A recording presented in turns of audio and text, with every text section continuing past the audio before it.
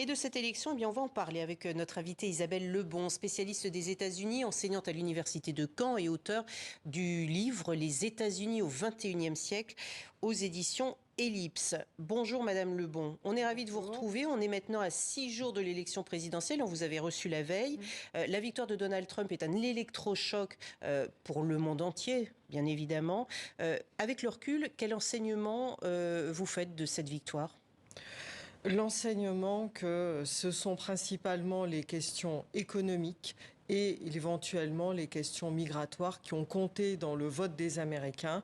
Et notamment, on s'était posé la question de savoir si les questions de droit à l'avortement allaient bénéficier à Kamala Harris. Et en fait, on a vu que pas du tout, parce que les Américains se sont massivement prononcés pour le droit à l'avortement. Et notamment, vous parliez de l'Arizona.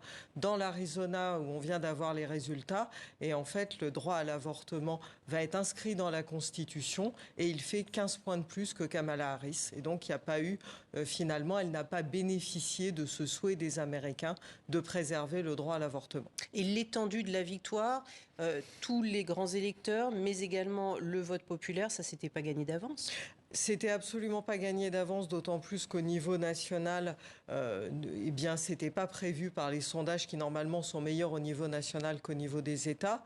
Cependant, si on regarde bien les chiffres qui ne sont pas encore définitifs, on s'aperçoit que Donald Trump a fait à peu près finalement son score de 2020 contre Joe Biden. C'est vraiment les démocrates qui n'ont pas réussi à mobiliser. On savait que ce serait une question de mobilisation différentielle et donc on voit quel camp a mobilisé et quel camp ne l'a pas.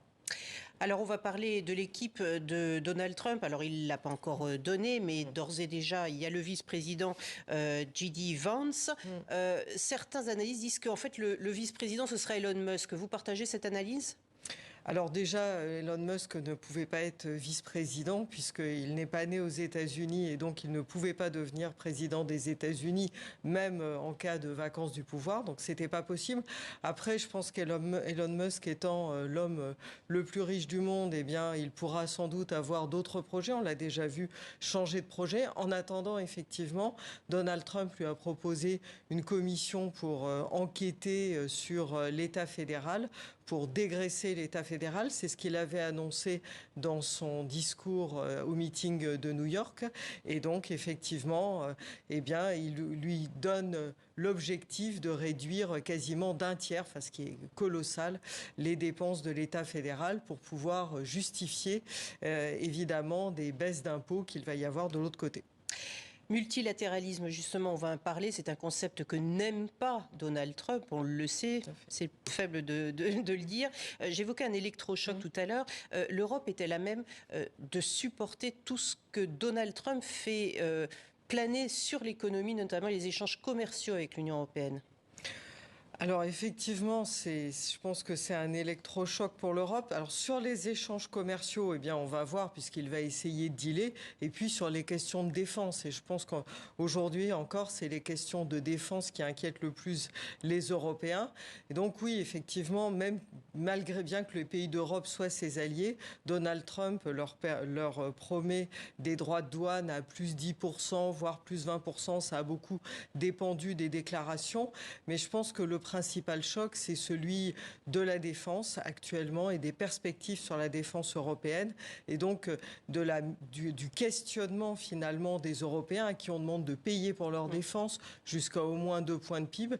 Et toute la question est de savoir s'ils vont payer en achetant des armes américaines pour se garantir, essayer de se garantir d'être défendu, surtout d'être défendu le cas échéant, ou bien justement construire une Europe de la défense. Et voilà, tout dépendra de ce choix. Vous parliez de la taxation. Donald Trump affirme également vouloir taxer à 60% les marchandises venues de Chine. Là aussi, ça remet à plat toutes les relations commerciales et l'équilibre entre la première et la seconde économie du monde ? Et même au-delà de ça, vraiment tout l'équilibre entre vraiment l'ensemble du commerce mondial qui à ce stade-là est remis en cause.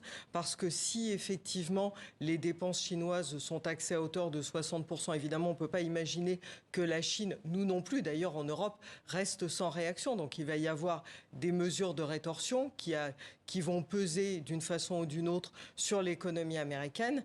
Et au-delà de ça, les 60%, ça veut dire que la Chine va se retrouver très très vite dans une crise de surproduction, va essayer de rediriger sa production, notamment vers l'Europe, et l'Europe pourrait se retrouver obligée finalement de se défendre contre un afflux de marchandises chinois. Donc c'est vraiment l'ensemble du monde et l'ensemble du commerce mondial que ça remettrait en cause. Il nous reste 30 secondes. Un mot sur le climat. Demain s'ouvre la COP29 avec un futur président totalement climato-sceptique qui disait forêt à tout va, c'est ce qu'on va faire, alors qu'il faut faire tout le contraire.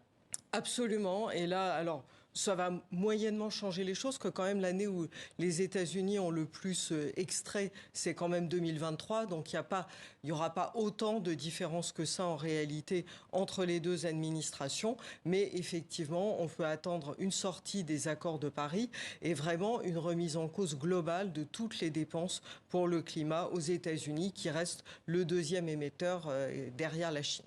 Merci beaucoup Isabelle Lebon pour votre analyse. Donc 6 jours après l'élection de Donald Trump à la présidence des États-Unis, on aura l'occasion de vous recevoir à nouveau durant ce prochain mandat.